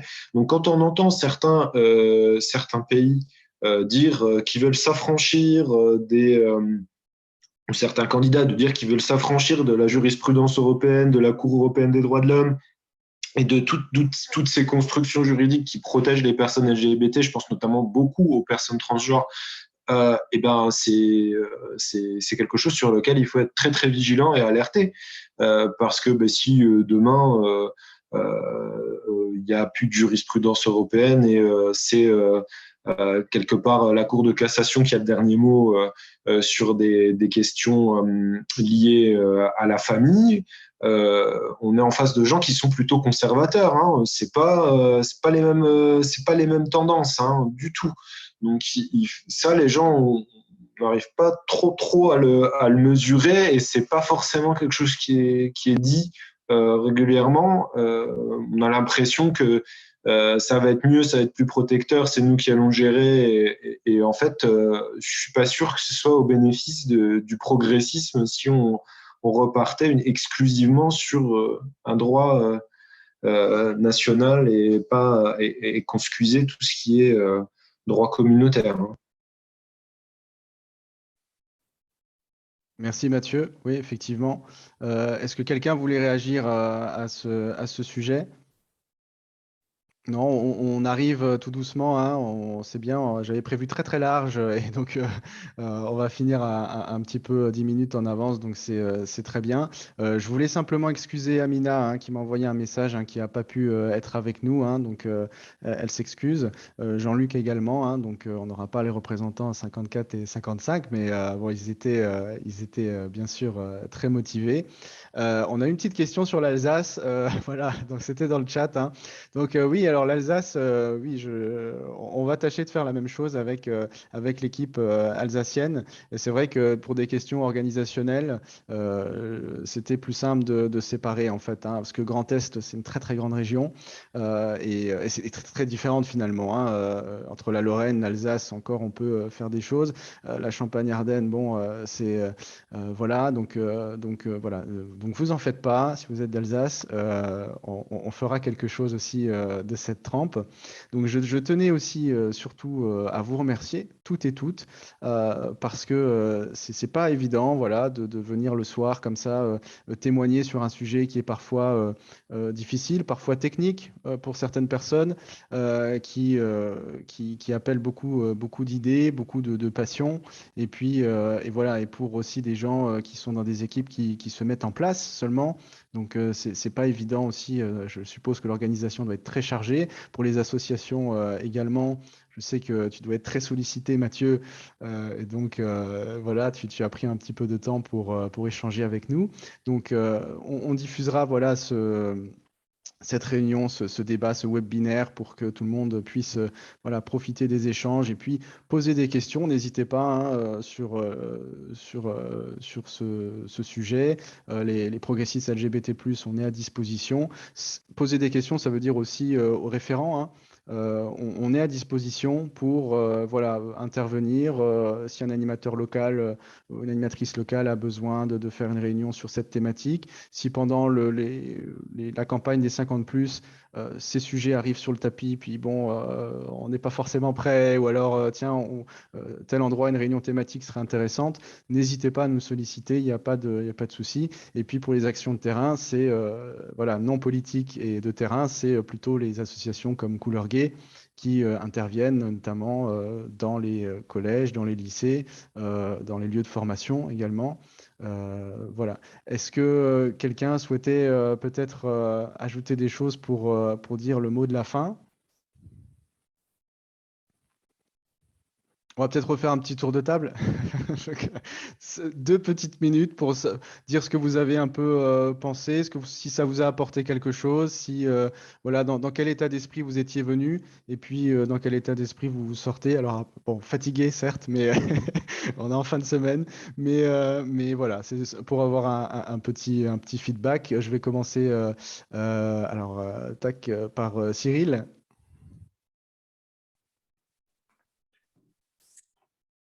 Une image vaut 1000 mots. Voilà, 50+, ça résume bien, hein, 50 bilans, 50+, il est temps de s'y mettre. Donc si on veut faire un peu, ouais. Non, sur le fond, parce que je disais tout à l'heure, voilà, c'est un sujet sociétal. Moi, je suis partisan de faire bouger encore beaucoup plus les choses sur de nombreux sujets, sur ça, sur le travail, sur l'économie, sur plein de choses. Donc, voilà, tout est ouvert, il n'y a pas de tabou et effectivement, il faut avancer. Très bien, merci. Ça a le mérite d'être concis au moins, voilà, pour la fin. Lise? Oui, pareil, bah merci à tout le monde, merci à Nicolas d'avoir organisé. Voilà, je pense qu'on va continuer à travailler ensemble et c'est assez enthousiasmant. Merci beaucoup. Audrey? Écoutez, merci à tous. Pour la plupart, voilà, je ne vous connaissais pas, mais j'étais super contente de pouvoir discuter de ce sujet avec vous. Et j'espère qu'on aura 50+ pour y travailler plus longuement et pour faire un petit peu plus, même beaucoup plus, bouger les choses à ce sujet. Merci Audrey. Laurent? Alors déjà, j'étais très content d'échanger avec vous tous. Et puis, juste un mot, beaucoup de vigilance dans une campagne qui va être très dure, où on a même un candidat à l'élection présidentielle qui qualifie quand même notre ministre de l'Éducation nationale de médecin nazi pour une circulaire sur les élèves transgenres. Donc ça montre le niveau de la campagne qui va s'ouvrir. Donc il va falloir être sur le terrain, il va falloir convaincre, et puis sur tous les sujets sociétaux, et il y en a beaucoup, comme l'a dit Cyril. Il y a la fin de vie, par exemple, il y a le cannabis, il y a plein de choses sur lesquelles on va pouvoir travailler, mais beaucoup de vigilance pour que les idées progressistes, elles gagnent dans quelques mois pour 50+. Merci Laurent. C'est vrai qu'une campagne, hein, cette campagne-là, ça va être, à mon avis, du sport. Lucie? Moi, je rejoins ce que beaucoup ont dit, hein. Moi, je suis prête à signer pour 50+ directement. C'est vrai que chez les Jeunes avec Macron, là, on est tous dans les starting blocks pour défendre le bilan du quinquennat chaque jour, sur chaque marché, dans chaque immeuble, on est motivés. Et c'est vrai que cette campagne présidentielle, elle a un enjeu effectivement encore différent. Et puis avec la montée on le voit, hein, droite, c'est une espèce de radicalisation qu'il y a et qui inquiète la jeunesse, hein, parce qu'on a effectivement envie de continuer dans ce progrès qui a eu lieu depuis 5 ans. Et moi, je signe directement pour 50+ de progrès. Ouais. Voilà. Merci Lucie, merci. Et Mathieu, du coup? Je vous remercie, je te remercie d'avoir organisé ce débat, Nicolas, et puis je suis content d'avoir échangé avec vous. J'en profite pour faire un petit peu de promo, puisqu'on a parlé un petit peu de thérapie de conversion. On invite avec l'association Couleur Gay le 18 décembre à 14h à la médiathèque du Pontifroy plusieurs religieux, inclusifs, présidents d'associations LGBT confessionnelles, notamment des personnes qui ont participé au débat et aux auditions dans le cadre de la loi sur les thérapies de conversion portée par Laurence Van der Broek. C'est le cas d'Alain Beit, qui est président de l'association Beta Averim, et de Jean-Michel Dunant, qui est membre de la communion Bethanie, qui est en fait quelqu'un qui a été lui-même victime d'une thérapie de conversion, d'exorcisme. Il y a eu un très beau reportage d'envoyé spécial sur lui. Et également Ludovic Mohamed Zahed, qui est imam et qui anime une mosquée inclusive à Marseille. Donc, si je vous invite à être là, comme ça vous entendrez aussi des gens, des acteurs locaux qui pourront vous parler de ce qui se fait malheureusement en termes de thérapie de conversion, et je pense notamment à l'Alsace, avec des mouvements comme Torrent de Vie, qui ont une action malheureusement dans notre région. Voilà. Ok, très bien. Merci pour cette invitation aussi. Et puis, voilà, je tenais à vous remercier encore une fois chaleureusement. Merci beaucoup. Ça m'a fait personnellement très plaisir de vous avoir tous et toutes. Ça fait du bien de voir des gens mobilisés, surtout pour ce qui attend, hein, effectivement, une campagne, comme tu disais, Laurent, qui va être sportive, violente, avec des gens qui tiennent des propos vraiment d'une violence extrême. Et donc, il faut que les forces progressistes soient là pour contrer tout ça et faire gagner la majorité. En tout cas, ou voter pour vos affinités selon, mais éviter que les extrêmes viennent au pouvoir. Merci à vous. Je coupe l'enregistrement. Je vous souhaite une très, très bonne soirée. Et puis, écoutez, je vous dis à très bientôt. Bonne soirée. À bientôt, merci.